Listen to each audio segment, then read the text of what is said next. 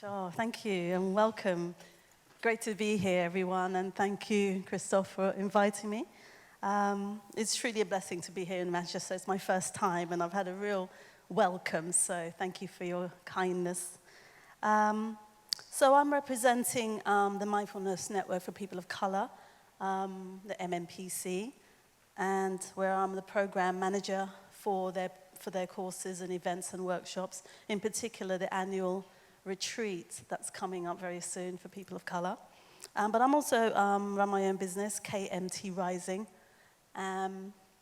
which is energy work healing and mindfulness teaching in the community, mainly working in prisons with black men and also working with refugee and asylum seeker communities, as well as the wider community in the midst of Ipswich, if anyone knows where that is, a dot on the map away from here. But I'm going to talk a little bit about the charity, first of all, Mindfulness MMPC, and what it does and why it does what it does. And then I'll move into some personal experiences from a mindfulness practitioner living as an Osirian, which is an ancient Kemetic way of life. I've been a priest for 23 years, so wanting to share a little bit about that space with you. So really, Mindfulness MMPC, I've got this clicker to maneuver as well. No?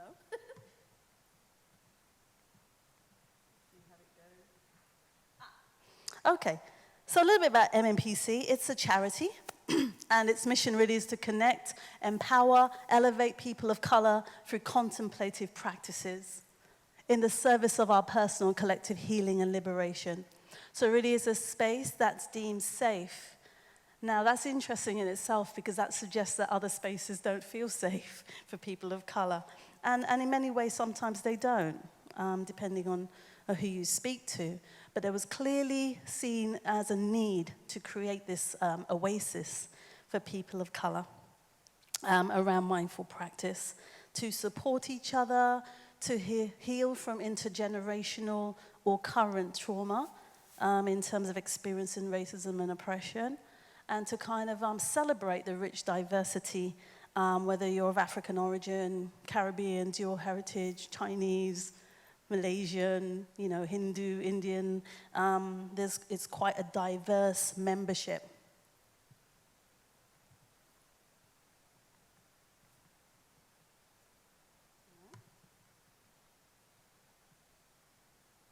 Okay, so really, we have a vision, and that vision is quite strong, to reclaim mindfulness as inclusive and diverse approach to contemplative practice. Many times, people of color don't often feel welcome or part or an integral part of mindfulness spaces, even though mindfulness practice is in our very traditions from 6,000 BC, 10,000 BC.